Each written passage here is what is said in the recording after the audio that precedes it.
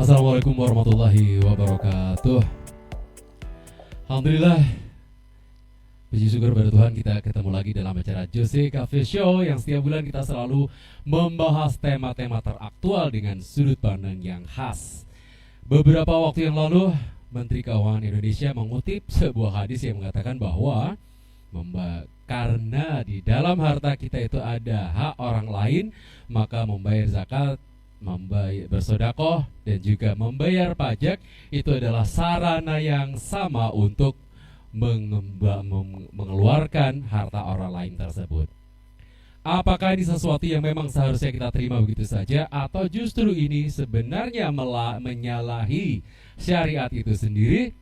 Kita akan ngupas tema kita hari ini dengan narasumber-narasumber kita yang sudah hadir bersama saya di acara hari ini, Jose Cafe Show. Yang pertama ada Kang Edi Fianika. Beliau adalah seorang pengusaha muslim dan juga seorang ulama muda, dai muda, yang kita akan bertanya banyak kepada beliau tentang dunia zakat dan pajak. Assalamualaikum Ustaz. Saya manggilnya Mas aja ya. Mas Ustaz. Waalaikumsalam warahmatullahi wabarakatuh. Bagaimana kabarnya hari ini Mas Edi? Alhamdulillah Mas Jose sehat. Sehat ya? Panjenengan sehat ya? Alhamdulillah, terima kasih sudah hadir. Dan pemirsa, narasumber kita yang kedua, beliau juga seorang ulama yang kita undang dari luar kota untuk ngobrol-ngobrol dengan kita untuk membahas tema yang sedang sangat hit kita bicarakan hari ini. Ada Ustaz Suwardi. Assalamualaikum Ustaz.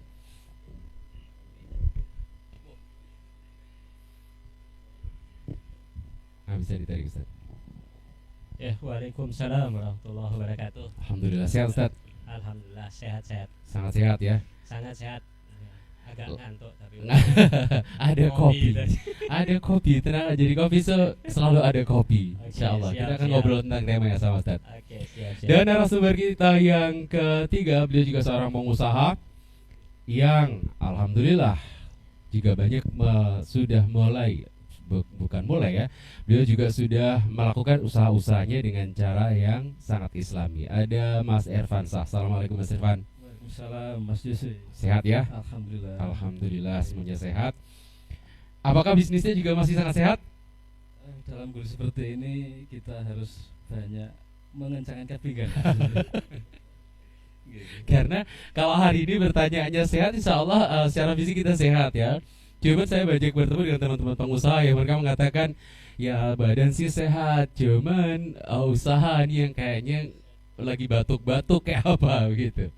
Tapi alhamdulillah insya Allah masih bisa cukup bertahan ya. Bertahan ya insya Allah. Bertahan, tapi ada beberapa yang mengatakan bahwa bertahan itu sudah cukup bagus hari ini. Baik, saya akan ke Mas Edi, pertanyaan yang pertama. Mas Edi, bagaimana pandangan Islam sebenarnya terhadap pajak kita jika dibandingkan dengan zakat, menilik statement dari Menteri Keuangan yang sudah terlontar beberapa saat yang lalu? Terima kasih atas pertanyaannya. Bagaimana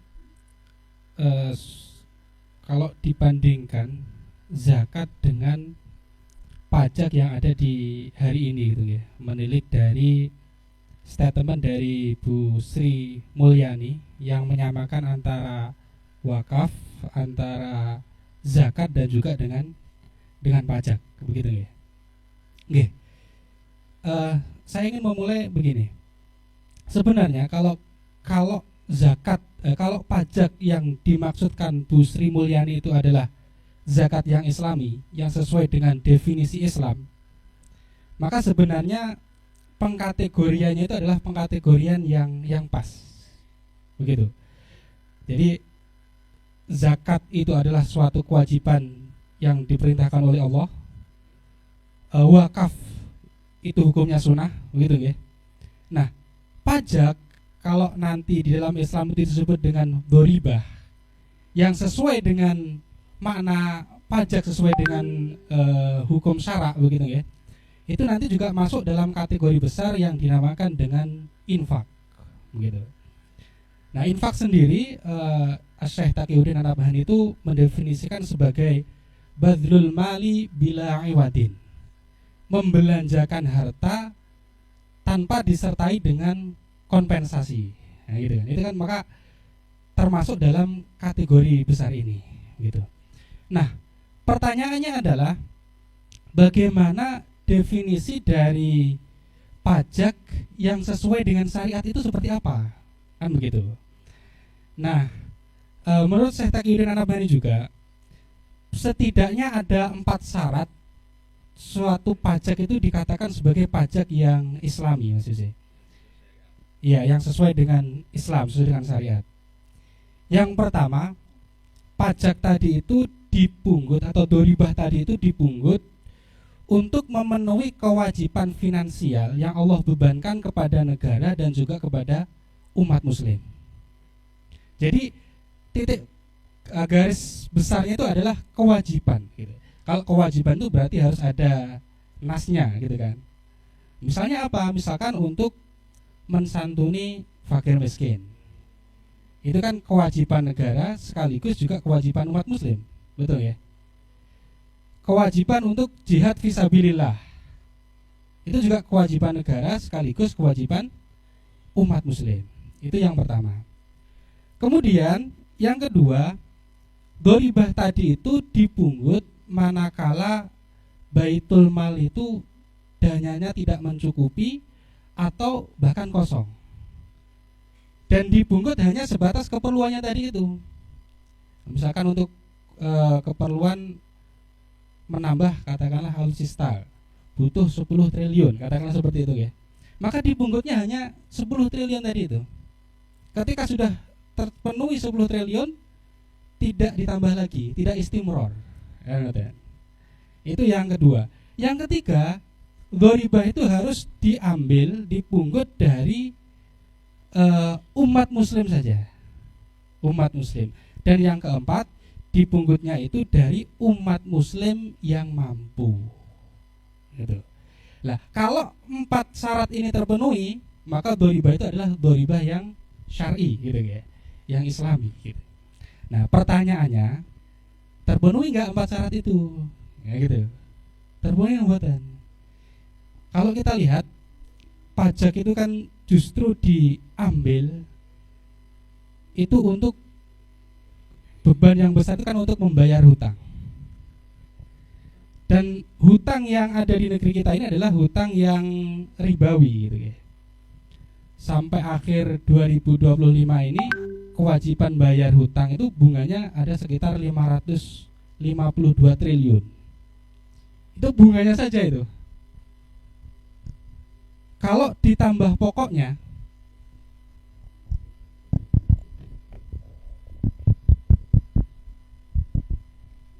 cek berarti semua cek. yeah.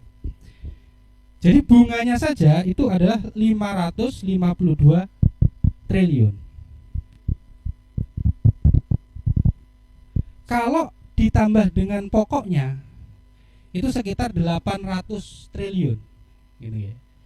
Artinya sampai akhir 2025 ini ada sekitar 13.000 triliun yang harus dibayar untuk bayar pokok hutang plus bunganya.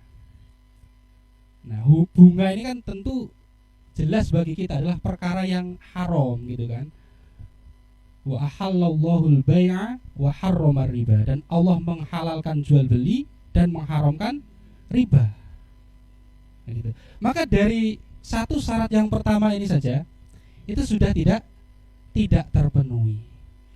Maka menyamakan pajak dalam kondisi saat ini disamakan dengan tadi ya, dengan zakat, ditamakan dengan wakaf, itu kalau boleh dibilang itu sama seperti menyamakan makan daging kambing disamakan dengan makan daging babi, kan seperti itu, ya kan?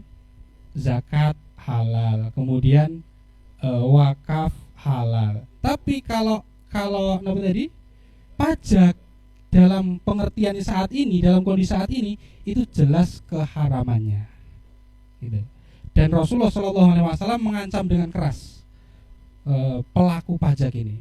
La yadkhulul jannata sohibu maksin, bahwasanya tidak akan masuk surga para pemungut pajak, begitu. Wallahu a'lam bishawab. Mungkin begitu Mas Yose. Iya. Kok jadi serem ya para pemungut pajak. Dan sepertinya yang terjadi di Indonesia saat ini masih bukan masih sih, ya memang berbeda konsep pelaksanaan dan penerapannya ya, beda banget. Baik, saya ke Ustaz Suwardi nih. Ustaz, bagaimana perbedaan yang cukup mendasar antara pajak di dalam ekonomi Islam dengan sistem kapitalis ini tentang konsep pendistribusian kekayaan yang katanya juga ini menjadi salah satu alasan dasarnya. Jadi sama-sama ini mendistribusikan kekayaan sih dari yang berlebih supaya juga bisa dinikmati yang kurang mampu, sehingga juga dipungut pajak. Apa perbedaan mendasar di antara sistem Islam dan kapitalis? Ya, baik, bismillahirrahmanirrahim. Assalamualaikum warahmatullahi wabarakatuh. Ya, jadi sebenarnya harus definisikan dulu ya, apa sebetulnya yang dimaksudkan itu dengan pajak ya. Jadi kalau pajak itu secara per definisi ya, itu dikatakan sebagai upaya untuk mengalihkan sumber ya dari swasta kepada negara ya. Adanya pelanggaran hukum, tapi kewajiban yang harus ditunaikan berdasarkan kepada ketetapan yang sudah ditetapkan gitu ya. Gitu. Jadi ini yang kemudian bisa kita highlight dulu ya gitu. Nah, kenapa kemudian definisi ini menjadi penting ya? Yang tadi kita sebut upaya untuk pengalihan di sumber yang swasta kepada negara ya. Karena kalau kita kembali ke belakang ya, ke belakang itu bisa kita kembali kepada zaman-zaman yang itu kan kita sebetulnya sudah dengar praktek-praktek yang semacam ini ya, penarikan pajak ya. Kalau dulu orang menyebutnya itu kan upeti ya. Jadi di zaman ketika zaman kerajaan ya, kemudian berubah menjadi zaman feodal, itu praktek-praktek seperti ini itu dia sudah ada di tengah-tengah masyarakat sebelum dunia itu kemudian mengenal yang disebut dengan sumber-sumber kekayaan alam. Kan kalau dulu kan belum kita kenal sumber kekayaan alam kan, kalau ada ya mungkin tambang-tambang yang dia itu bisa di depan mata bisa langsung diambil. Kalau yang model-model kayak eksplorasi kan baru sekarang aja gitu. Jadi kalau kita lihat ke belakang itu memang sumber pendapatan utama dari masa itu adalah dari pajak, ya kan, lewat namanya dulu upeti gitu ya, gitu ya. Kayaknya mirip-mirip juga sama sereng ya, gitu. Cuma kalau upeti kan konotasinya negatif ya, kalau pajak kan bagus ya, nah, gitu. Nah, maka kemudian tapi kalau kita lihat pada masa itu kan karena memang sistemnya itu kan masih pola sistem kerajaan kan, di mana raja itu memang dia punya kekuasaan yang sangat powerful ya, bahkan dia punya klaim seluruh masyarakat itu ketika dia mau bekerja dan segala macam itu dia bekerja dan dia beroperasi di atas tanah yang itu menjadi milik daripada raja ya, gitu. Dan make sense sih sebetulnya kan, karena waktu itu memang sistemnya itu adalah kerajaan. Tapi ketika itu dia carry over ke dalam sistem kapitalisme yang sekarang ini ada, itu kita melihat bahwa sebetulnya sistem kapitalisme ini kan dia sebetulnya mengkritik sistem yang dulu ketika sentralisasi kekuasaan itu ada pada satu orang. Jadi kalau begitu prinsipnya jangan dong kekuasaan itu ada pada satu orang. Kekayaan itu harus dikembalikan kepada publik, kepada sesuatu ya. Jadi tidak lagi dia dimonopoli oleh raja ya. Makanya kemudian kita mengenal prinsip di dalam sistem kapitalisme itu yang disebut dengan private property rights ya. kebebasan hak ya diberikan kepada individu itu untuk kemudian menguasai sesuatu, dan tidak boleh ada satupun ya pihak institusi yang boleh melarang individu itu untuk menguasai sesuatu ya. Makanya kalau kita lihat kapitalisme di awal-awal, sebetulnya prinsipnya adalah dia antitesis itu terhadap negara ya. Cuma kemudian persoalannya bahwa ketika prinsip ini itu dijalankan, muncul problem ya. Kalau ini diberikan kepada rakyat tanpa ada yang mengontrol, tanpa ada yang mengatur ya, maka yang terjadi itu adalah apa?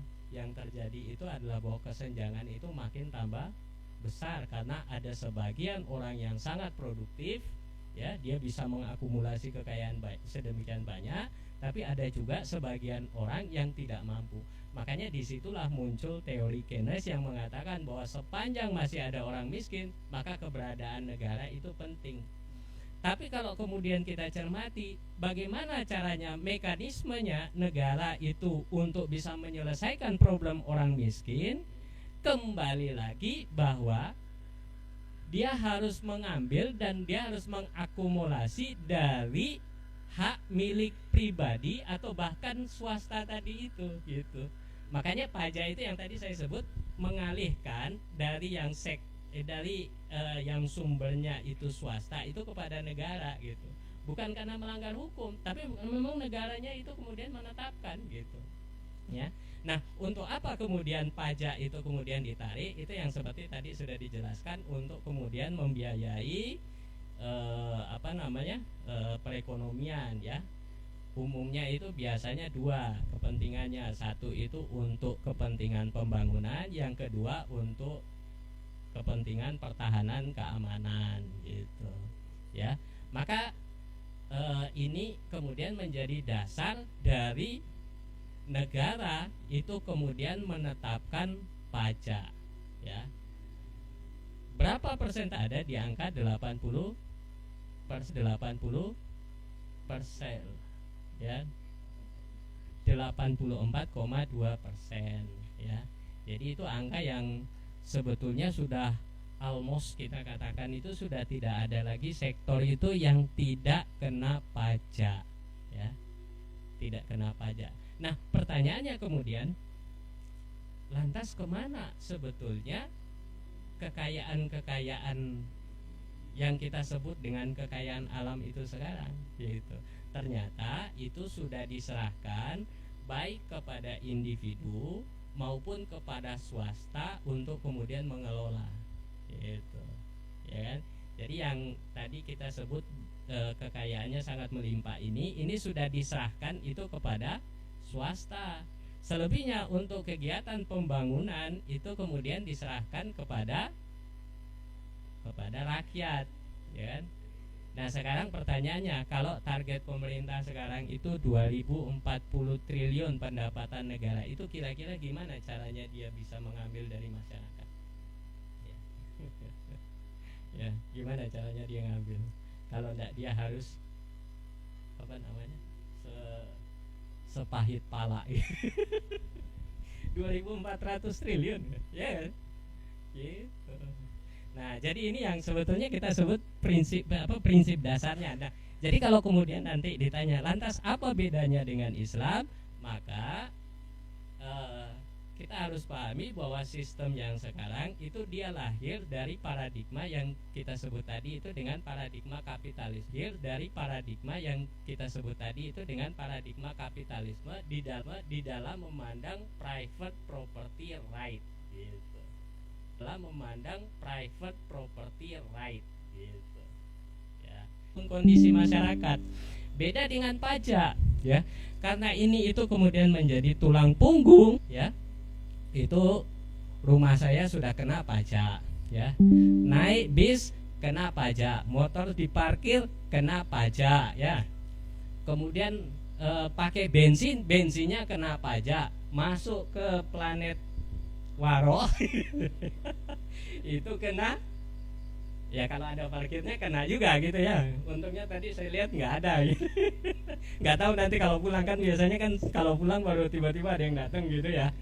Kemudian setelah itu nanti kalau misalnya kita mau duduk sini beli makan, nah makannya itu juga kena pajak lagi. Kopinya kena pajak, gelasnya juga kena pajak, mic-nya ini kena pajak. Jadi seluruh hidup kita ini, makanya ada orang yang menyebut begini, life is tax and debt. Jadi hidup itu hanya untuk bayar pajak sambil nunggu mati gitu ya.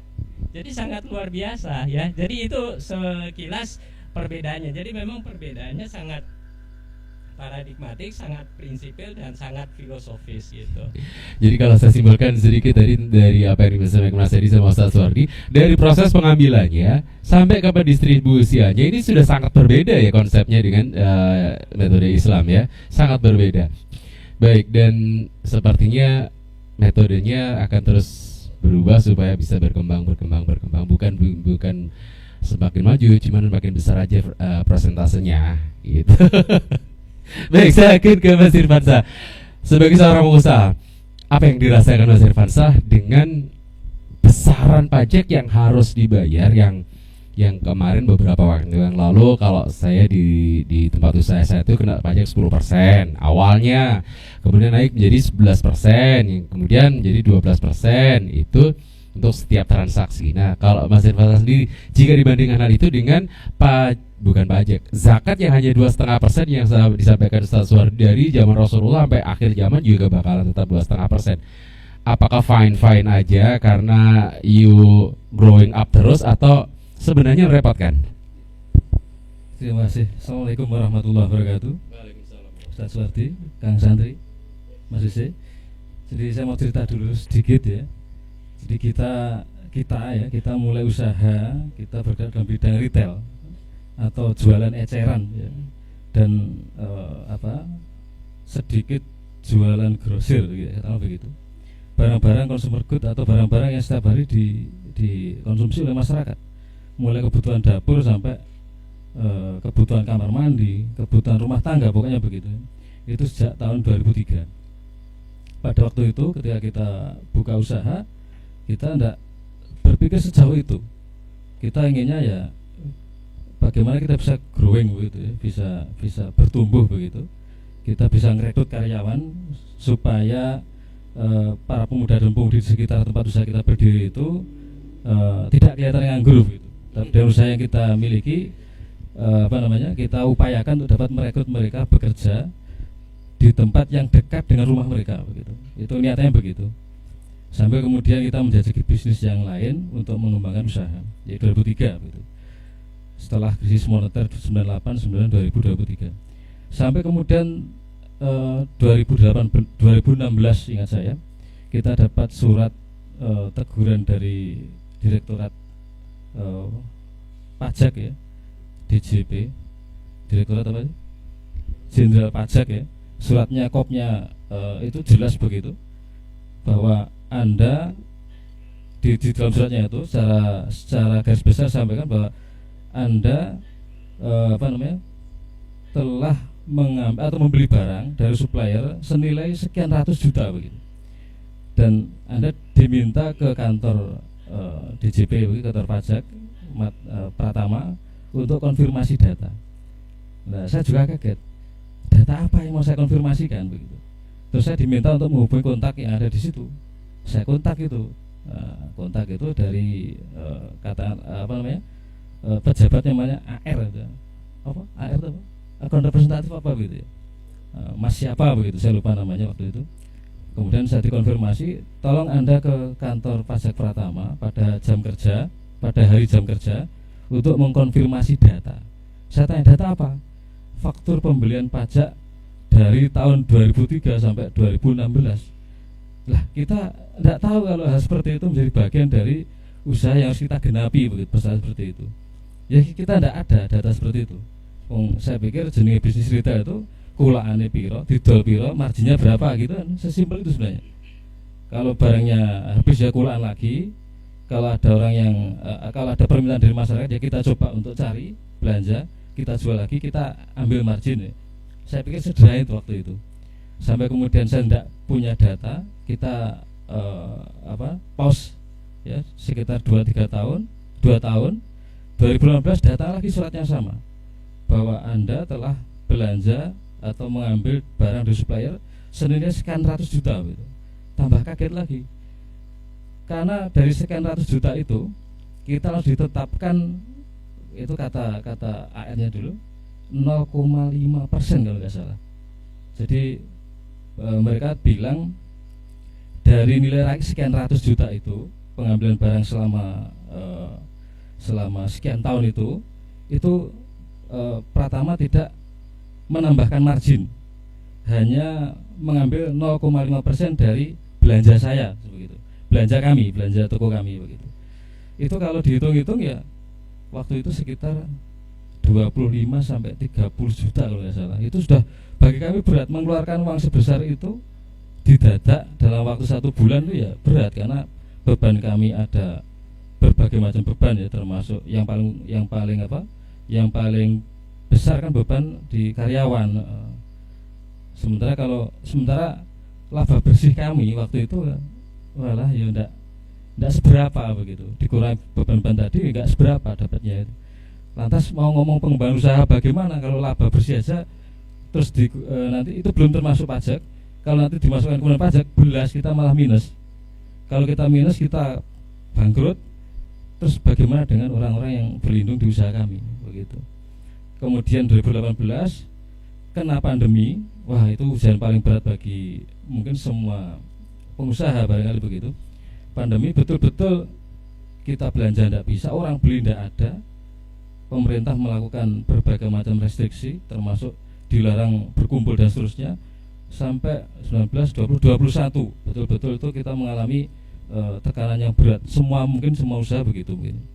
Sampai kemudian 2021 datang lagi surat berikutnya, panggilan berikutnya untuk konfirmasi belanja barang ke supplier. Karena begini, supplier itu ternyata itu menulis faktur pajak berdasarkan belanja kita, itu langsung dilaporkan begitu ke aplikasi begitu. Jadi mereka mengeluarkan faktur pajak itu berdasarkan aplikasi. Jadi mereka mengeluarkan barang ke kita itu sudah termasuk komponen pajak di dalamnya dan itu dilaporkan. Nah, laporan pajak dari supplier itu kemudian diakumulasi. Dan itu sudah kita bayar sebenarnya, sudah kami bayar dan menjadi bagian dari komponen harga yang kita jual ke masyarakat tanpa masyarakat tahu bahwa itu bagian dari itu sudah di dalamnya ada komponen pajak tadi. Kalau di notanya saya tambahkan pajak 10%, wah tentu konsumen akan ngerundel wong desa ditambah beban pajak 10%, dan mending tuku di tempat-tempat yang nggak ada pajaknya tuh daripada ke toko saya atau tempat kami berjualan. Jadi begitu. Nah, faktur yang diterbitkan oleh supplier itu celakanya tidak pernah kita kolek. Sekian tahun tidak pernah kita kolek. Dan itu dijadikan rujukan untuk penetapan kami membayar pajak sebesar 0,5% dari barang yang kita beli tadi. Itu besar sekali itu. Sampai tahun 2002 pada akhirnya kemudian kita ditetapkan sebagai PKP, pengusaha kena pajak, karena belanja yang kita lakukan dalam 1 tahun itu melebihi batas UMKM 4,8 miliar itu. Nah, belanja kita lebih dari itu, akhirnya kita dikenakan kewajiban untuk mendaftar NPWP dan sekaligus ditetapkan sebagai PKP, pengusaha kena pajak, yang kewajibannya adalah memungut pajak dari konsumen sekaligus menyetorkan pajak ke negara lewat supplier tadi. Nah, sampai hari ini kalau bisa dihitung setiap tahun omset yang kita yang kita bukukan itu, kita catatkan itu hampir sekitar 1,2 sampai 2% pajak yang harus kita serahkan ke negara. Ya. Jadi kalau boleh dihitung tadi, pada saat belanja kena pajak, kemudian ketika dijual pembelinya kena pajak, kemudian Mas Irfan kena pajak penghasilan juga nggak? Ya, PPH badan kena, PPN kena, selisih PPN itu juga kena. Berapa kali kena pajak? Ya banyak. iklan promosi itu juga kena, promosi kena. Supplier display barang di bagian depan toko itu juga kena. Bayar pajak kena, lagi. bayar pajak juga di depan ke kami begitu. Konsumen itu objek pajak tidak langsung, mereka menitipkan persentil pajaknya yang sekarang 11% itu ke kita. Kita yang mengambil pajak dari mereka itu, tapi tidak kita tuliskan, tapi kita masukkan dalam item harga. Sementara bagaimana bisa kita mengambil untung banyak? Ya, jelas tidak bisa ya. Sudah ditempeli pajak, berbagai beban tadi, dan itu harus terjangkau oleh masyarakat. Jadi Marginnya jadi tipis banget. tipis sekali. Jadi kalau orang sekarang mau bisnis retail itu, saya pikir kok tidak masuk akal betul. Dengan margin yang sekecil itu, kemudian varian barangnya itu harus banyak, stok barangnya harus ready. Karena kalau di display barangnya kalau sak uprit, patang rak telur rak, ya tidak menarik, tidak akan menarik orang untuk beli. Marginnya kecil lagi, bebannya besar, beban karyawan, beban listrik operasional, kresek, beban air, bensin, BBM, semuanya kan naik semuanya. Dan hari ini kita rasakan bahwa kondisi ekonomi yang sulit seperti ini dengan daya beli masyarakat yang turun, sehingga tingkat masyarakat atau orang-orang untuk datang ke kami untuk berbelanja itu ya berkurang. Mereka akan mengambil atau membeli barang-barang yang pokok saja. Nah, kalau dulu mungkin ya sebelum safar ini mungkin mereka membeli barang-barang dalam waktu, barang-barang kebutuhan 1 bulan itu sekali beli. Sekarang mungkin mau tuku waduh ya ke siji, tuku sabun ya. Parfum masih kebeli nggak parfum? Deodoran mungkin, parfum sudah enggak mikir lagi parfum itu. Ya, karena ada barang-barang yang di toko itu tidak kena pajak seperti beras, dan itu banyak besar pembeliannya. Gula kristal itu besar juga pembeliannya. Semua orang butuh gula dan beras ya. Itu tidak kena pajak. Tetapi PPh-nya itu kan beban kita. Bagaimana kita bisa moro ya, diporo amplih iso pajaknya iso kita serahkan ke negara. Kalau tidak, dulu ancamannya kan dibekukan badan usahanya, ditutup usahanya. Itu ancaman ke kita. Terus tetap diminta membayar dendanya sesuai dengan nama NPWP yang tersurat di badan usaha itu. Kalau saya kena denda pajak sekian tahun lama itu dibebankan ke saya pribadi, ya gimana, apa yang bisa saya bayar? Nah, begitu. Jadi bagi kami pajak itu betul-betul ya membebani. Jangan dibilang 1,1 sampai 2% itu nilainya, dibandingkan dengan margin yang kami peroleh itu lebih besar pajak jauh. Jadi lebih besar biaya yang digunakan untuk bayar pajak daripada keuntungannya. Iya betul. Ah, God. Mules saya dengerinnya. Ngopi dulu, Tat. Ngopi dulu, monggo. Teman-teman kalau punya pertanyaan tentang seputar dunia pajak, boleh juga nanti ditanyakan ke teman-teman narasumber kita yang ada di sini. Silahkan nanti ngobrol-ngobrol tentang unek-unek atau mungkin kalau punya keluhan yang sama yang dialami dalam kondisi saat ini. Baik, saya akan kembali ke Mas Edi. Mas Edi, sementara ini pajak itu dianggap atau diklaim sebagai cara untuk mendistribusikan kekayaan dari para pemilik harta kepada masyarakat. Nah, apakah dalam Islam juga mempunyai pendekatan yang serupa untuk melakukan hal ini, atau mau justru mempunyai skema yang lebih manusiawi atau lebih realistis? Jadi tentang pendistribusian harta begitu ya. Sebelumnya kita refresh dulu tentang bagaimana Islam itu memandang harta dan juga memandang kepemilikan begitu ya. Jadi dalam sudut pandang Islam, semua yang ada di langit dan juga yang ada di bumi ini kan semuanya adalah milik Allah Subhanahu wa taala. Lillahi ma fis samawati wa ma fil ard, begitu. Maka harta ini hakikatnya adalah miliknya Allah Subhanahu wa taala. Begitu. Nah, adapun kita sebagai manusia itu hanya diberikan istikhlaf, diberikan mandat untuk mengelola tadi itu, gitu. Maka dalam memiliki harta itu harus melalui izin syari, izin Allah Subhanahu wa taala. Pun begitu, di dalam mendistribusikan harta juga harus sesuai dengan aturan syara, aturan yang diperbolehkan oleh Allah Subhanahu wa taala. Nah, Islam itu memandang membagi kepemilikan yang ada di tengah-tengah kita itu menjadi 3 ya. Yang pertama itu adalah milkiyatul fardiyah, kepemilikan individu. Jadi individu itu boleh untuk kaya. Kuantitasnya itu tidak dibatasi begitu. Tetapi sumber kekayaannya itu dibatasi pada domain yang ranahnya itu adalah kepemilikan individu tadi itu. Misalkan memperoleh harta dengan cara hibah, dengan cara warisan gitu. Kalau sudah dapat harta bisa nggak dikembangkan? Boleh ditasarufkan gitu. Tetapi di dalam mentasarufkannya pun itu juga terikat dengan hukum syara gitu, terikat dengan hukum syara. Maka tidak boleh kemudian jual beli khamar gitu, tidak boleh gitu. Kemudian yang kedua, Islam itu membagi kepemilikan menjadi kepemilikan umum, kepemilikan kolektif yang disebut dengan milkiyatul amah begitu. Jadi sumber daya alam yang misalnya sumber daya alam yang sifatnya itu secara tabiat memang harus dimiliki oleh umum.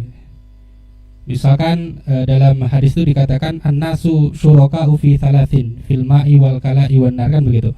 Bahwasanya manusia itu, kalau dalam hadis lain dikatakan al-muslimun gitu ya, itu berserikat di dalam 3 hal.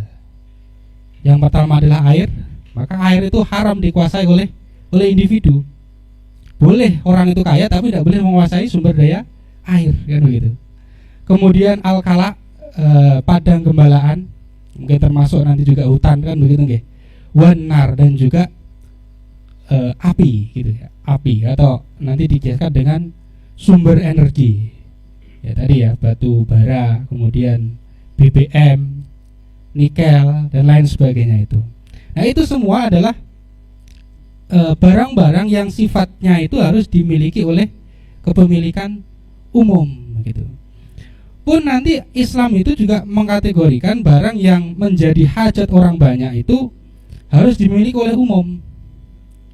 Makanya tidak boleh kemudian seseorang itu memiliki jalan raya, kan begitu. Kalau sekarang kan ada juga ya yang kaya, tapi kaya itu dari memiliki jalan raya gitu. Jalan tol kan begitu. Dan itu tidak boleh di dalam Islam gitu. Nah, yang ketiga, kemudian Islam itu membagi kepemilikan menjadi milkiyatut daulah atau kepemilikan dari negara. Yang nanti ada khoroj, ada jizyah dan lain sebagainya itu gitu.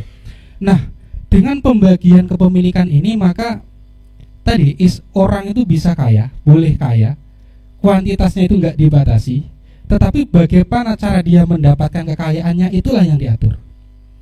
Kalau sekarang ini kan kita lihat ketimpangan yang sangat luar biasa gitu. Karena kenapa?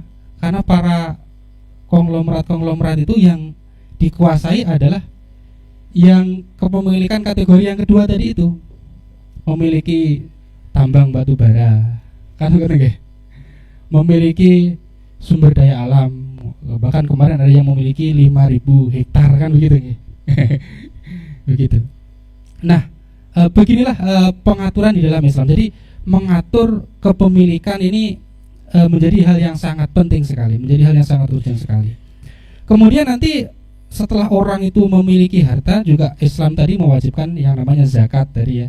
Zakat itu juga merupakan pendistribusian harta gitu. Islam juga melarang yang ada namanya monopoli, melarang kanzul mal, kan begitu, menimbun emas dan perak, menimbun mata uang gitu, menyimpan mata uang gitu. Nah, dengan pengaturan seperti ini maka insya Allah ketimpangan itu tidak akan terjadi sebagaimana yang ada di masa kita saat ini. Ya, mungkin begitu Mas Yusi. Allah a'lam. Baik, saya akan ke Ustaz Suwardi, Ustaz. Baik, silakan. Dari penjelasan Mas Edi dijelaskan bahwa di dalam Islam pun orang boleh sekaya-kayanya, nggak ada batasan, nggak ada batasan sekaya apa orang, cuman cara pendapatannya atau apa yang harus dikelola itu yang dibeda-bedakan. Nah, di dalam negara yang saat ini kita tinggali saat ini, itu mengklaim bahwa pajak adalah salah satu sarana untuk menyejahterakan rakyat, untuk memberikan kemudahan bagi rakyat dengan subsidi segala macam. Sedangkan di dalam Islam sendiri juga mengklaim hal yang sama, bahwa zakat itu adalah untuk membantu fakir miskin dan 8 asnaf yang lainnya itu. Menurut pendapat Ustadz, secara Islam mana yang lebih efektif untuk mengentaskan kemiskinan, pajak atau zakat? Mana yang lebih efektif tergantung pada sudut pandang. Maksudnya begini, dulu itu ada satu diskusi menarik tentang zakat 2,5%. Ya, apakah zakat 2,5% itu cukup untuk mengcover problem kemiskinan yang ada di Indonesia? Ya, menurut antum cukup apa enggak?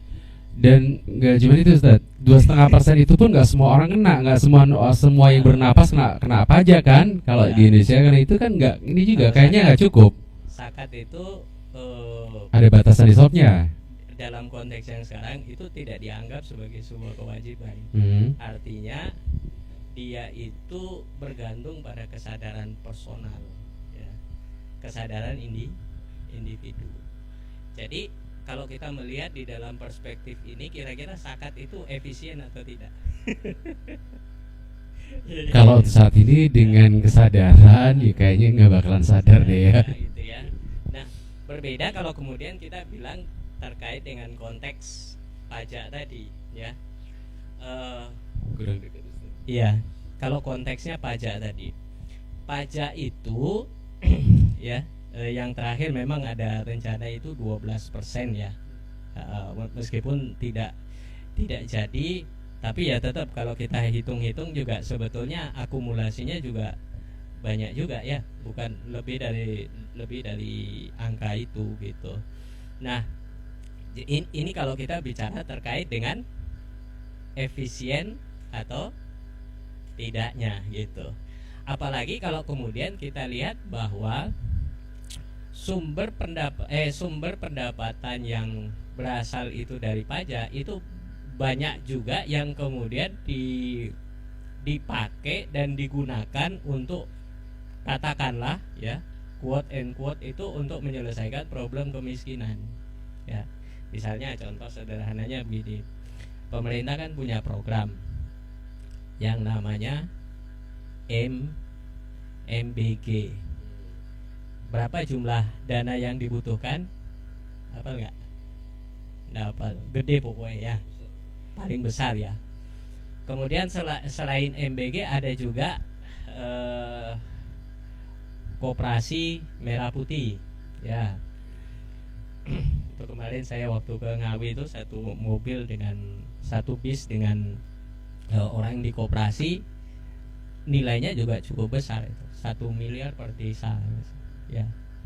Nah, jadi kebutuhan proyek yang sangat besar itu pertanyaannya, bisa nggak itu kalau dia tidak di cover itu dengan menggunakan pajak yang nilainya harus makin digedekan. Ini ada program bagus ini untuk masyarakat ini, untuk rakyat ini ya, untuk gizi anak kita ini. Itu kira-kira menurut kita logis nggak kalau kemudian pajak itu dinaikkan?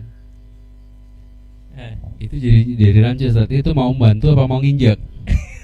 Enggak, kalau kita bicara logisnya gitu ya. Kan Nah, bingung kan? makanya ini yang tadi saya bilang tadi, kalau kita bicara dalam konteks efisien itu tergantung sudut pandang.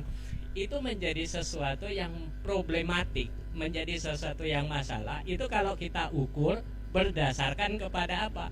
Berdasarkan pakai cara pandang yang lain.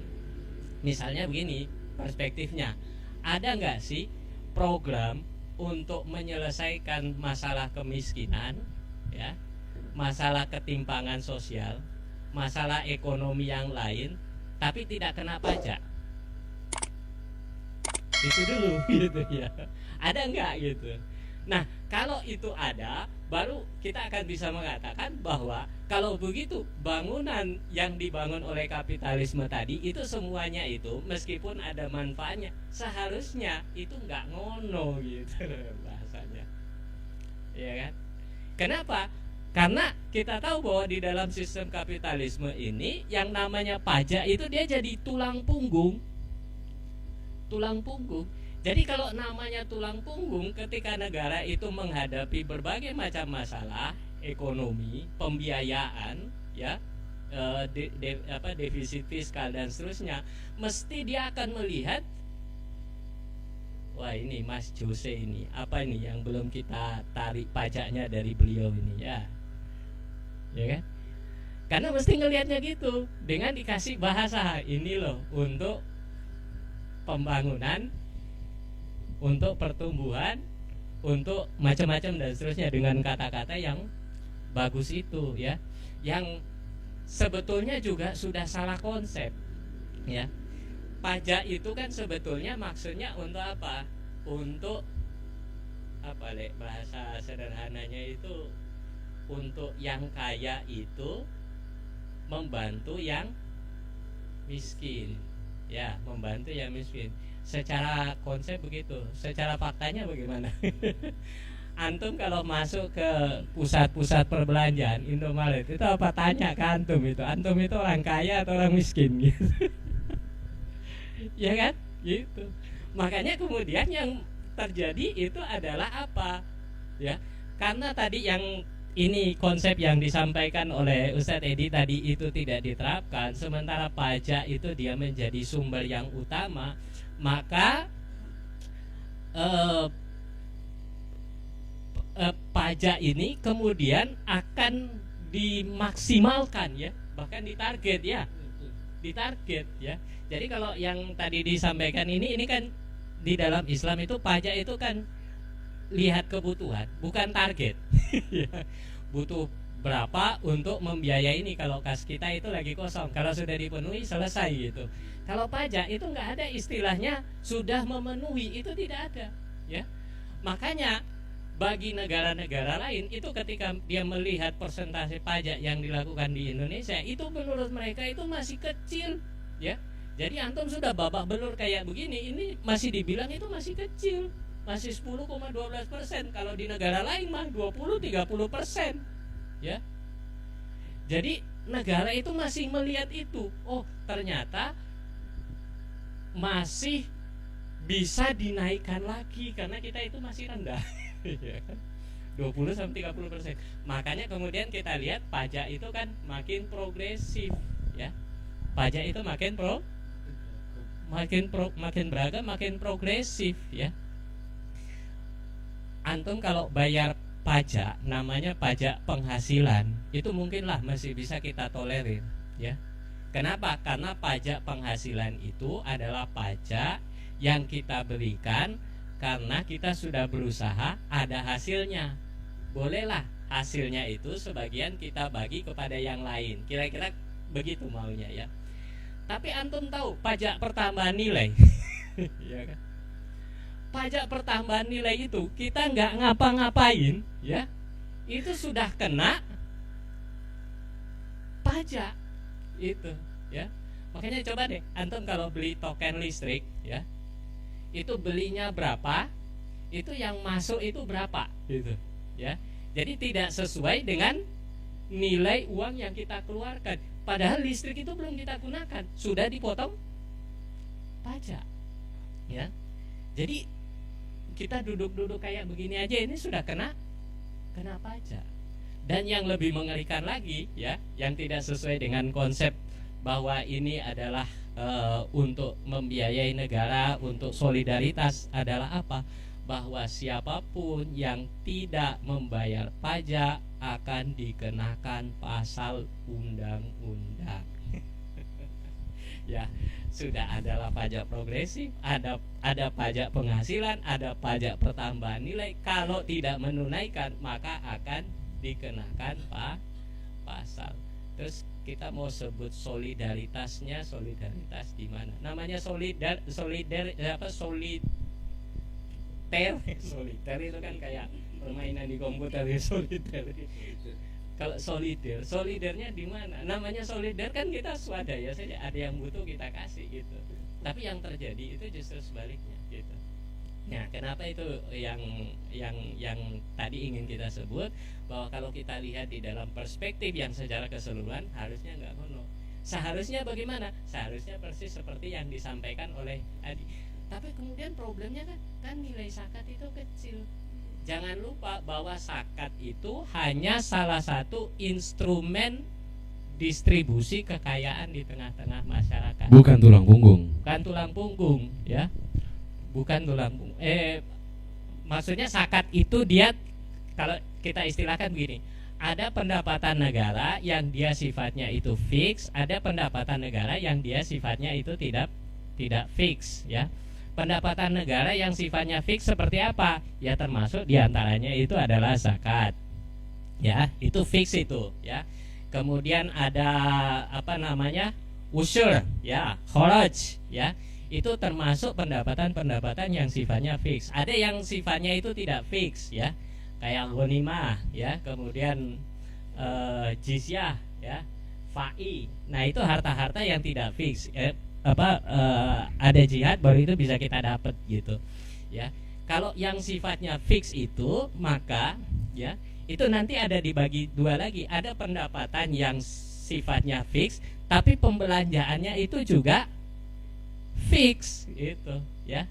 Kalau kita istilahkan itu, kalau kita boleh bagi lagi, ada yang mekanisme zakat, ada yang mekanisme non zakat. Yang zakat itu artinya apa? Ya sumbernya dari zakat, kemudian dialokasikan itu kepada 8 asnaf, ya. Kalau ini kurang baru bisa ditambah dari sumber-sumber yang lain, ya. Apakah cukup? Cukup ternyata. Kenapa? Karena tadi seperti yang digambarkan bahwa ada sumber lain di mana daulah itu dia atau sistem Islam itu dia dia punya sumber lain, yaitu tadi yang disebutkan sumber pengelolaan kekayaan milik umum.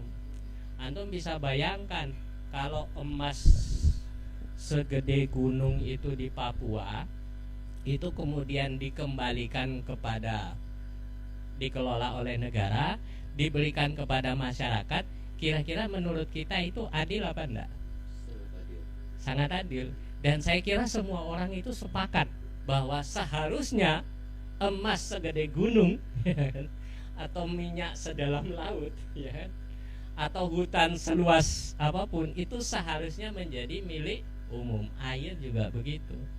Dan kalau itu sudah diterapkan, maka sebetulnya 2,5% itu ya cukup aja gitu, ya.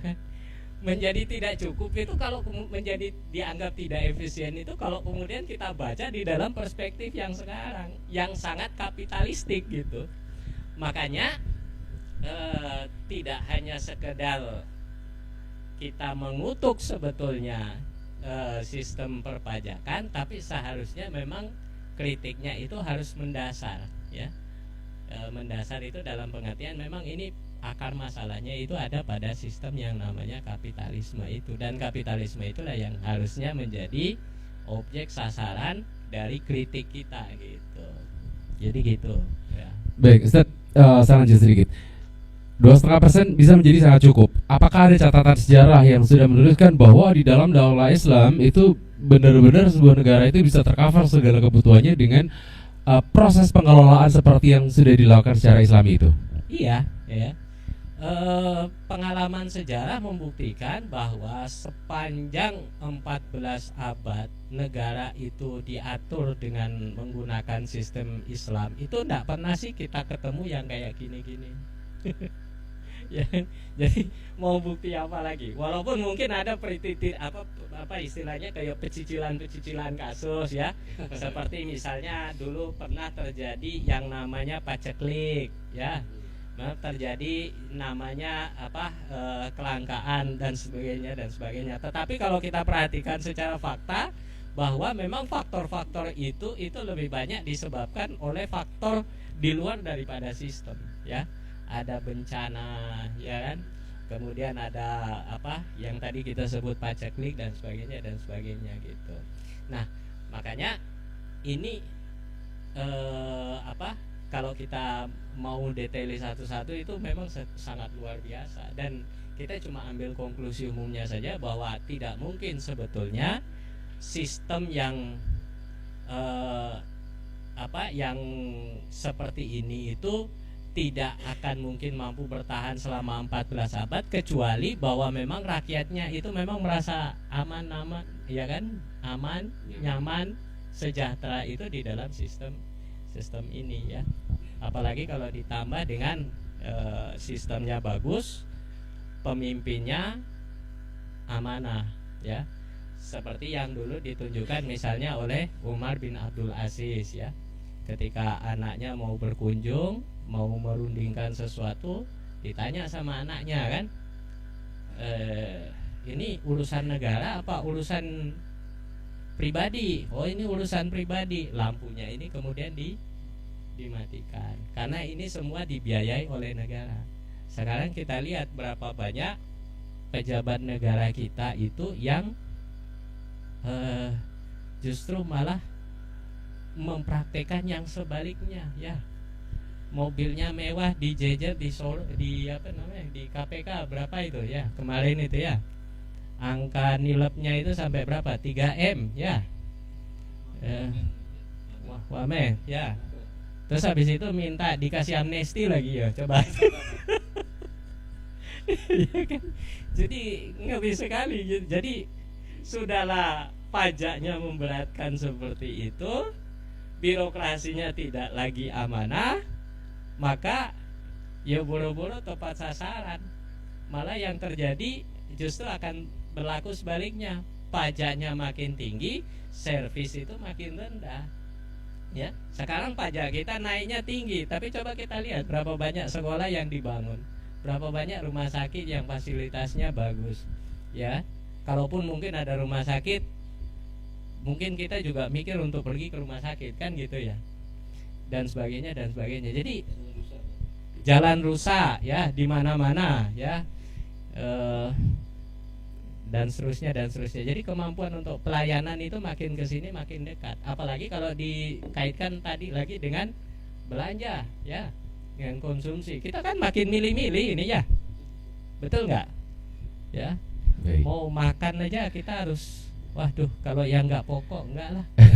Parfum pun juga sekarang kita harus dempet-dempet sama ulama, ya, sama kiai supaya kita ketularan wanginya. Baik, oke, terima kasih, Ustaz. Saya mau kembali ke Mas Irfan Sari. Mas Irfan, kalau dalam tadi sempat sih diklaim bahwa pajak, zakat sama gitu kan. Apakah efek yang dirasakan juga sama ketika orang bayar zakat, kan ngerasa ini bagian dari pensucian harta, menjadikan ketenangan. Apakah pada saat membayar zakat, membayar pajak juga merasakan dampak yang sama secara spiritual? Atau sebaliknya? Jadi kalau tadi sampaikan zakat kan bagian dari rukun Islam, ya. Nah, itu tentu adalah perintah dari Allah, dan perintah dari Allah mesti itu ada hikmah kebaikan yang dapat kita rasakan setelah kita melaksanakan perintah tersebut, ya. Karena itu bentuk dari ketaatan, dan menjaga ketaatan itu bagian dari upaya kita untuk memperkuat ketakwaan kita pada Allah. Tentu akan membawa hikmah yang luar biasa dalam diri para pelakunya atau orang-orang yang dengan sadar itulah bagian dari ibadah ketika kita membayar zakat. Sekarang kita bandingkan dengan pajak. Sebesar apapun kita membayar pajak, melihat kondisi pemerintah kita, ya, lihat kasus Pati misalkan. Tadi saya belum ngomong PBB, ya, masih PPN dan PPH yang dibandingkan kepada usaha, karena saya bagian dari entitas yang bayar pajak dari usaha. Saya juga dikenai PBB juga, dikenai pajak kendaraan juga untuk operasional itu, dan banyak hal yang harus saya bayarkan ke negara. Itu sekarang dinormalisasi. Ya terus jenis pengusaha yang ngono kuwi mesti begitu. Semua orang akan menormalisasi, olehmu akeh ya bayarmu ya akeh begitu. Tidak berpikir bahwa apa yang kita dapat nun sewu dari negara katakanlah ya, yang kita rasakan, kita nikmati itu semuanya kita bayar. Sekolah kita bayar, sekolah anak-anak. Memang ada sekolah yang gratis, tapi jangan lihat sendiri, sekolah yang gratis dapat seragam itu bagaimana kondisinya sekarang. Kita memilih sekolah yang baik untuk pendidikan anak kita akan mesti bayarnya mahal. Kondisi seperti itu saat ini. Nah, kita berjalan di jalan raya, kita dapati jalan berlubang. Apa pajak yang kita bayarkan kemarin itu enggak sampai ke situ ya kira-kira. Terus saya lihat media sebelum saya datang ke sini tadi, postur APBN kita itu bagaimana? Tadi disampaikan hampir 82,4 ya, atau 84,2, 82,4 misalnya, atau 2,2600 triliun dari 2.800 triliun APBN kita 2024 itu adalah dari pajak. Tulang punggung itu pajak. Bahkan saya sempat membaca 2021, 2022, 2023, 3 tahun pajak kita surplus. Jadi cara negara untuk mengungkap pajak, para wajib pajak itu betul-betul serius dan membawa hasil ternyata. Sehingga dikatakan berhasil surplus selama 3 tahun tadi, 21, 22, 23. Dan pada tahun-tahun itu kami dikenai pajak yang tadi, saya tidak punya bukti pelaporan pajak, faktur pajak, karena memang ketidakfahaman kita. Dan saya pikir pengusaha-pengusaha kecil di desa atau di kabupaten itu kebanyakan tidak tahu hal seperti itu. Tidak ada knowledge untuk bagaimana seharusnya kita mengupayakan pajak. Boro-boro bayar pajak, jembreng hasil itu aja kesulitan begitu. Di itu 2001, 2022, 2023 saya dikenakan PPh 0,5% dan 2% dari selisih PPN tadi. Itu bagi kami sudah sangat berat, belum beban-beban yang lainnya, dan itu harus kita bayarkan dalam tempo 2 tahun. Jadi 2020, 2021 kita dikenakan beban seperti itu, 0,5% PPh omset dan 2% PPN. Nah, dan ketika saya rasakan tadi di jalan kita harus ngempot menghindari lubang, kok yang ini ya begitu. Atau ketika kita membayarkan SPP, bukan SPP, istilahnya infak anak sebesar itu, untuk BBM transportasi kita setiap hari seperti itu, apa ya itu sebanding begitu loh ya, negara mengulik pajak sedemikian rupa. Kita diminta untuk PPS ya kemarin, pengungkapan sukarela begitu ya. Siapa yang mau sukarela menyampaikan kekayaannya? Akhirnya pajak datang membawa bukti seperti itu. Mau apa kita?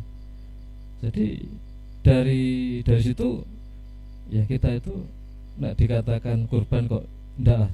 Saya takut kalau itu menjadi delik nantinya ya. Bukan korban istilahnya. Kita dipaksa. Iya ya istilahnya. Gelem ra gelem jadi seperti itulah. Menormalisasi lah begitu. Jadi kita harus mengalokasikan takut saya mengalokasikan itu sekian untuk pajak, ya sekian untuk margin kita, sekian untuk operasional dan seterusnya lah, seperti itulah kira-kira. Dan itu kalau dikatakan ikhlas tidak ikhlas ya jelas tidak ikhlas lah. Jadi di Indonesia itu mau ngomong aja terbatas ya, Ya. susah. Kita mau ngomong aja terbatas, nggak cuma bergerak. Jadi kalau bisa dibilang kalau zakat itu menenangkan, kalau pajak itu menggelisahkan gitu ya. Gitu aja deh. Baik teman-teman nongkrong, kalau ada yang mau nanya ke narasumber kita, mau ngobrol-ngobrol juga boleh, silahkan. Ada yang mau mengajukan pertanyaan, boleh silahkan. Dari meja-meja yang ada di depan. Nggak bisa baca WA saya.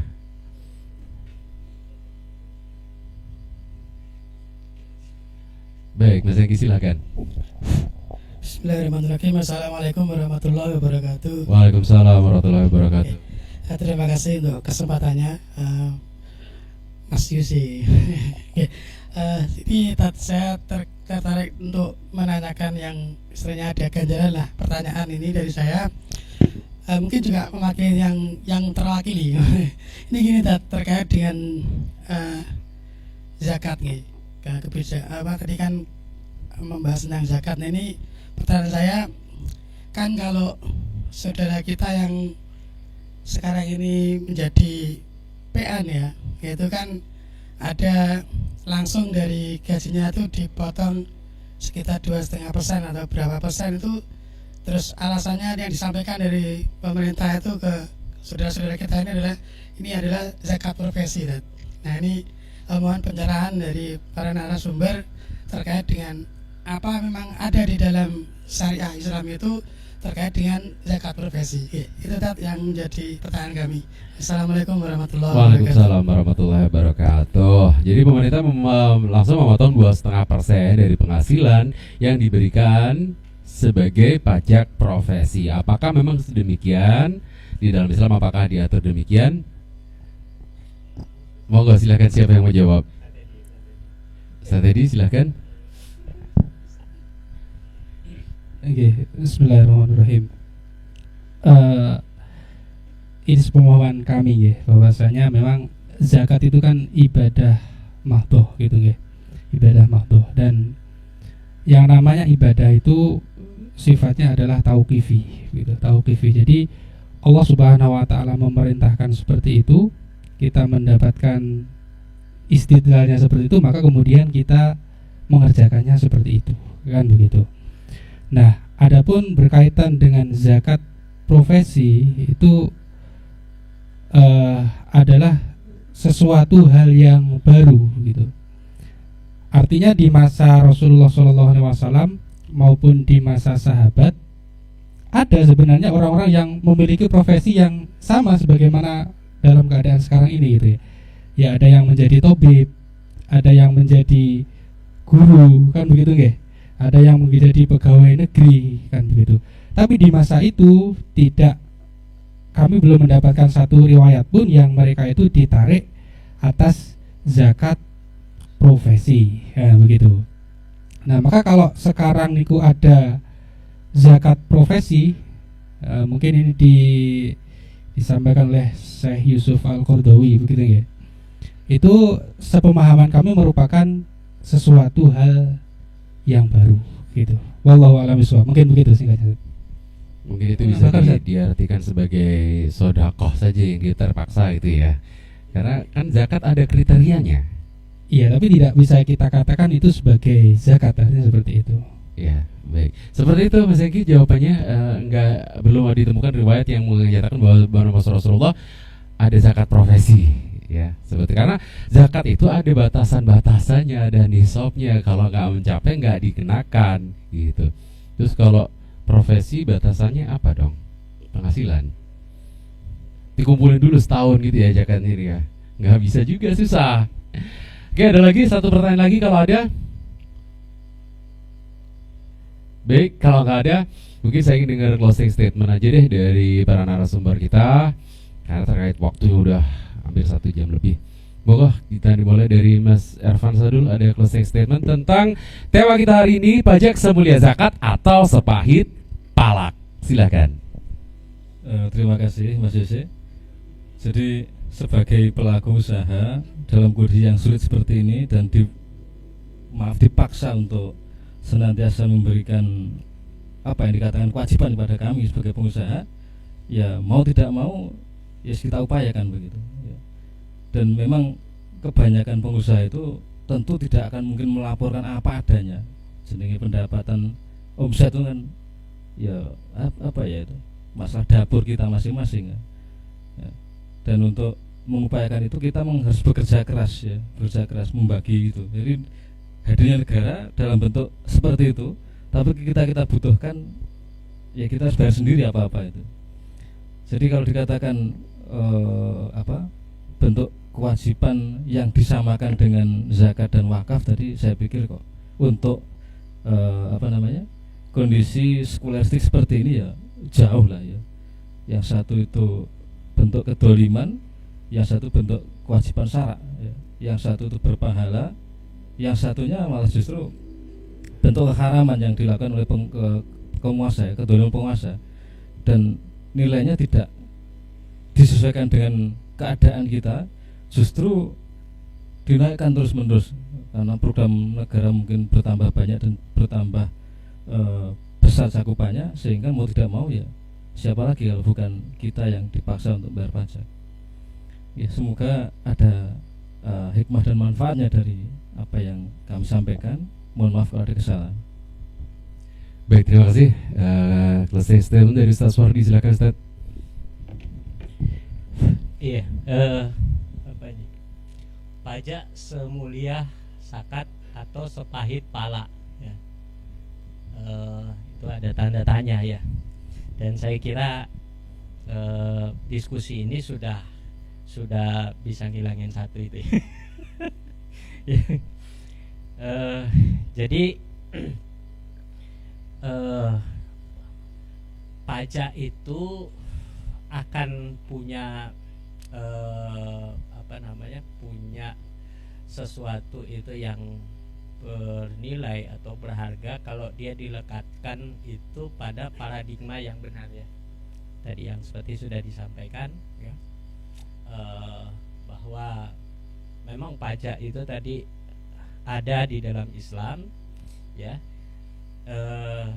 tapi dia akan bisa diamalkan, bisa dipraktekkan manakala bertemu antara apa yang disebut dengan kewajiban negara dengan kewajiban dari tiap individu, ya begitu ya.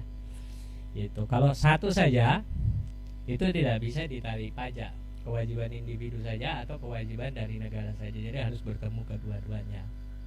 Nah, dan sifatnya itu ad hoc, sementara ya. Dan ini memang faktanya tadi dilihat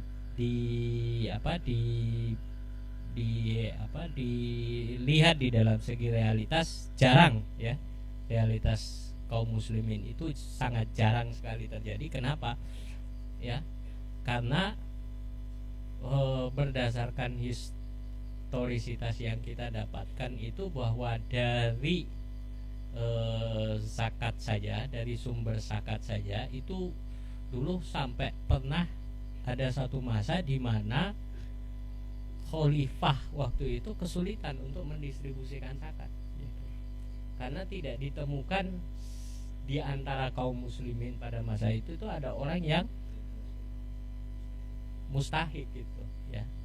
Nah ini jadi ini satu gambaran. Nah makanya kemudian kalau kita ingin ada kehidupan seperti itu, berarti bukan cuma sekedar kita sampai pada satu tuntutan untuk apa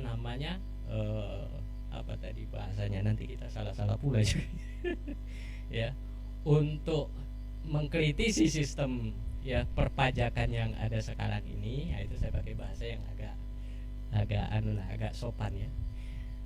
Tetapi juga pada saat yang sama harus dihadirkan pula sistem yang seperti tadi saya sampaikan ya, sistem yang bisa mensejahterakan tanpa kemudian bertumpu atau ditopang oleh pajak ya. Jadi ada dua pekerjaannya. Yang pertama itu adalah ada satu kritik terhadap sistem yang sekarang berjalan, kemudian yang kedua itu menghadirkan sistem yang ideal. Nah itu yang kemudian harus kita lakukan secara terus-menerus jika kita ingin agar hidup kita ini tenang, hidup kita ini tumakninah, tapi juga memperoleh keberkahan ya. Sekarang toh kan sama-sama juga kita sama-sama bayar ya, bayar zakat, kita juga bayar pajak, betul nggak ya. Bahkan muslim di kehidupan sekuler itu double bayarnya ya. Sudahlah kita bayar pajak, kita bayar zakat pula gitu. Jadi kalau menurut statementnya Sri Mulyani itu kita punya dua kemuliaan itu. Ya, punya double kemuliaan gitu. Ya kan? Iya, mestinya kan kalau diikuti logikanya kan harusnya satu saja kan gitu ya. Pajak sama dengan zakat gitu. Jadi kalau sudah bayar zakat mestinya nggak boleh bayar pajak, atau kalau sudah bayar pajak nggak bayar zakat gitu. Nah sekarang tinggal kita tanya, antum ini milih yang mana kan? Kita tes aja kan satu-satu. Kira-kira kalau antum ditarik pajak itu senang apa buatan? Ya, ditarik pajak senang ya. Dan saya kira ini kalau disurvei di seluruh ya, buktinya apa ya, semua daerah kan berontak ya. Pati berontak, Bone bergejolak, macam-macam karena naik pajak. Itu artinya apa? Itu artinya mengkonfirmasi bahwa sesungguhnya tidak ada orang yang senang itu dipajaki. Itu satu. Kemudian yang kedua, sekarang saya tanya, ya, antum kalau disuruh bayar zakat itu mau apa enggak? Ya. Mau enggak suruh bayar zakat? Alhamdulillah ikhlas ya. Minimal zakat fitrah. Kalau zakat yang lain-lain kelihatannya kita belum ada nih yang ya agnia itu ya, yang memenuhi kriteria untuk bayar zakat gitu ya. Tapi kalaupun kita tetap harus membayar juga ya, itu punya konsekuensi itu sampai ke akhirat. Nah, sementara pajak itu apa konsekuensinya bagi kita di akhirat? Apa kira-kira? Podo-podo ngeluarkan duitnya, tapi nilainya itu berbeda. Jadi kalau boleh kita sarankan ya, memang ya harus kembali kepada Islam ya. Jadi kita sama-sama keluarin duit, tapi yang kita dapatkan itu adalah keberkahan ya. Kalau kita sekarang ngeluarkan duit senep ya kan, nggak ngeluarkan duit diuber-uber ya sama petugas pajak, sudah diuber-uber dikorupsi pula gitu ya. Jadi luar biasa gitu ya. Itu aja penutup sekaligus agak panjang. Baik, terima kasih. Terima kasih closing statement dari Ustaz Wardi. Ke Mas Adi, silakan Mas Adi. Jadi apa yang kita rasakan saat ini, pajak yang sepahit palak kalau kita lihat, kita dengarkan dari bagaimana Ustadz Irfan tadi menyampaikan, itu kan pahit sekali begitu ya. Kemudian juga kesulitan hidup yang kita alami saat ini kan, permasalahan kita kan bukan hanya sekedar pajak saja kan. Bagaimana ketiadaan lapangan pekerjaan, bagaimana degradasi moral yang ada di tengah-tengah kita. Kemarin baru bahas tentang zina kan begitu ya. Nah, itu semuanya sebenarnya adalah simptom kan begitu. Sebenarnya adalah gejala saja gitu. Yang namanya gejala itu kadang misalkan orang sakit jantung gitu ya. Gejalanya itu bisa saja mual-mual, bisa saja gejalanya itu adalah pusing kan begitu ya. Kalau seandainya diobati itu mualnya atau pusingnya, ya mungkin akan mereda, tetapi itu tidak menyelesaikan dari problematika utamanya. Nah, gitu. Pajak, kemudian kehidupan yang sulit, ini juga simptom yang ada di tengah-tengah kita. Nah, apa ini masalah utamanya? Kan? Nah, masalah utamanya tidak lain dan tidak bukan adalah karena kita hidup itu bukan di bawah naungan aturan Islam. Kita hidup bukan di bawah naungan syariatnya Allah Subhanahu wa taala. Allah Subhanahu wa taala berfirman, "Wa man a'rada 'an dzikri fa inna lahu ma'isyatan dongka," kan begitu. Barang siapa yang berpaling dari peringatanku, yang pajak haram kok justru malah disamakan dengan yang wajib, dengan yang sunnah tadi itu, maka ancamannya apa? Fa inna lahu ma'isyatan dongka. Maka sungguh baginya itu kehidupan yang sempit ya. Yang kita rasakan kan kehidupan yang sempit. Dan itu kehidupan di dunia. Nah, kehidupan di akhirat itu ancamannya lebih besar lagi. Wa nahsyuruhu yaumal qiyamati a'ma. Di hari kiamat itu akan dikumpulkan dalam keadaan buta. Nah, gitu. Jadi sudahlah di dunia ini hidupnya sempit, di akhirat dikumpulkan dalam keadaan buta gitu. Nah, di ayat lain Allah Subhanahu wa taala juga memberikan tawaran kepada kita. Walau anna ahlal qura amanu wattaqau lafatahna 'alaihim barakatim minas sama'i wal ard, kan begitu. Seandainya saja suatu penduduk negeri itu beriman dan bertakwa. Yang namanya beriman, insya Allah kita semua sudah beriman. Tapi yang bertakwanya ini, menjalankan apa yang Allah Subhanahu wa taala perintahkan, Allah Subhanahu wa taala wajibkan, dan meninggalkan apa yang Allah Subhanahu wa taala haramkan, kan begitu ya. Apa jadinya? La fatahna 'alaihim barakatim minas sama'i wal ard. Sungguh benar-benar akan kami bukaan kepada mereka keberkahan dari langit dan juga dari bumi. Ya, gitu. Maka konklusinya adalah untuk mengobati masalah utamanya tadi kita harus kembali lagi pada sistem Islam. Kita kembali lagi kepada sistem yang turun dari zat yang menciptakan kita semuanya. Mungkin begitu dari kami. Mohon maaf. Assalamualaikum warahmatullahi wabarakatuh. Waalaikumsalam warahmatullahi wabarakatuh. Baik, terima kasih Mas Irfansyah, Ustaz Wardi, Mas Edi, terima kasih banyak atas waktunya, sharingnya luar biasa sekali. Insya Allah ini akan bermanfaat. Cuman karena keterbatasan waktu kita harus mengakhiri program kita hari ini. Baik pemirsa, demikian tadi obrolan kita dengan beberapa narasumber. Di balik hingar-bingar kenaikan pajak yang ditetapkan oleh pemerintah dan seolah-olah membidik semua lini yang mengakibatkan begitu gerahnya masyarakat sehingga menghasilkan gelombang protes di mana-mana. Bukankah ini sudah menjadi bukti bahwa peraturan-peraturan yang ditetapkan oleh manusia sungguh hanya akan menyulitkan manusia itu sendiri? Kalau hal itu sudah tidak bisa menyelesaikan, seharusnya kita kembali kepada aturan-aturan Sang Pencipta saja. Ketemu lagi di bulan depan dalam acara yang sama, Jose Cafe Show. Assalamualaikum warahmatullahi wabarakatuh.